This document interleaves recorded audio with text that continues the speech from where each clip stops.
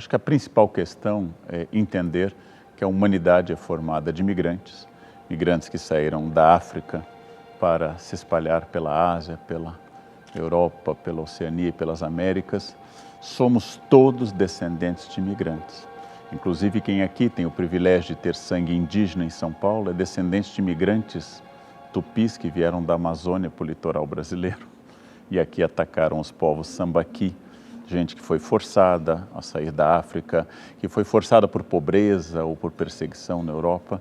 Somos todos migrantes, somos todos absolutamente em movimento, essa é a característica da humanidade, e trabalhar com isso, com o aumento de nacionalismo e com o aumento de resistência ao estrangeiro, à xenofobia, é uma combinação perigosa, uma combinação de ódio, que nesse momento a gente é obrigado a parar para pensar, porque o ódio sempre é destrutivo, tanto para quem emite quanto para a vítima. Ele é destrutivo das relações. Então esse é um momento bom para pensar nossos movimentos, conscientes e inconscientes, e a nossa obrigação constitucional, moral e ética de solidariedade.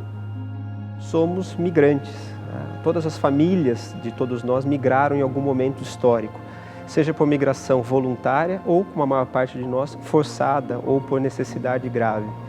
Então é curioso que a gente se esqueça dessas origens em nome de um nacionalismo, ou em nome de preconceitos, ou em nome de algum ódio deliberado que nos é ensinado, e esqueça que do outro lado tem um ser humano. Eu acho que nós temos uma dificuldade em conceber, por exemplo, a raiva brasileira, o ódio ou a violência. Nós nos concebemos como um país pacífico e apagamos da nossa memória as profundas violências feitas contra povos indígenas, contra escravos, contra os migrantes pobres que chegavam a esse país, e nós temos dificuldade em ver essa violência. Outros países falam muito em guerra civil, nós insistimos apenas em balaiada, cabanagem, revolução no Rio Grande do Sul, farrapos, e não falamos em guerra civil. Temos dificuldade em olhar para os nossos massacres, Canudos, Contestado, temos dificuldade de lidar com a nossa própria violência. O brasileiro constrói uma memória de um país sem ódios, de um país harmônico. Isso não tem nenhuma base histórica, isso é um equívoco.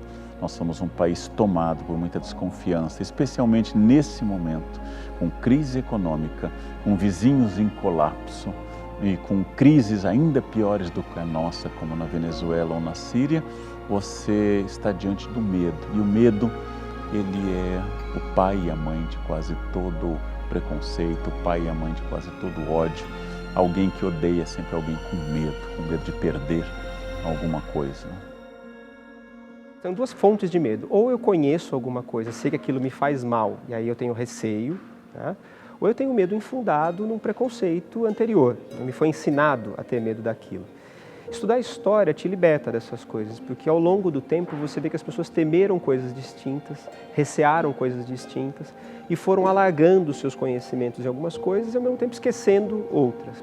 A biologia ensina que quanto mais houver mestiçagem entre os animais, mais resistente ele será. Quanto mais ele for, abre aspas, um cachorro de raça, mais frágil ele será. Que nós temos uma possibilidade de combinações genéticas, de diversidade, de capacidade de pensar a diferença, que é sempre enriquecedora. Os maiores países do mundo, os mais produtivos, sempre foram países onde a diferença foi bem aceita. De Estados Unidos, o país mais rico do mundo, a China, que comporta diversas etnias, ainda que os Han dominem a China, as zonas de transição e de migrações, como a Península Ibérica, a Península Itálica, a Península Balcânica e assim por diante. Onde houver essa possibilidade de conviver com a diferença, nós temos um caminho melhor, mais aberto, para a gente produzir uma riqueza da humanidade que é a diferença e não a unidade. A unidade, aliás, é sempre um projeto fascista, não é um projeto humano.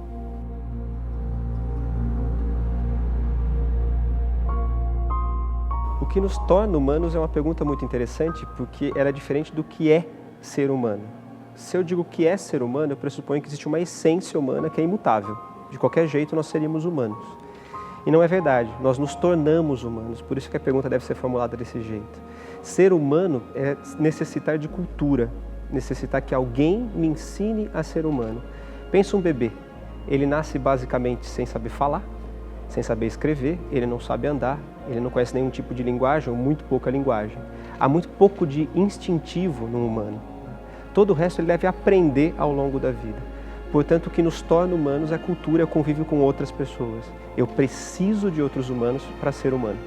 Eu sempre acreditei em duas coisas. Como professor, eu acredito no consenso. Campanhas, palestras como essa, ações diretas, coisas que produzam a capacidade de você perceber que a humanidade é uma, que cada um tem problemas e que todos nós podemos ser mais solidários com todos.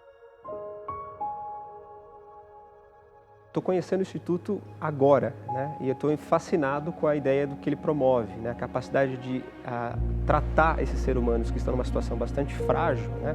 Que desconhecem muito do que é o mundo, no caso no Brasil. O nosso país é um país de imigrantes. Mais do que outros, ou tanto quanto outros, como os Estados Unidos ou outros países, é um país cuja força vem da mistura. Então o que esse Instituto faz é maravilhoso. Né? Vida longa.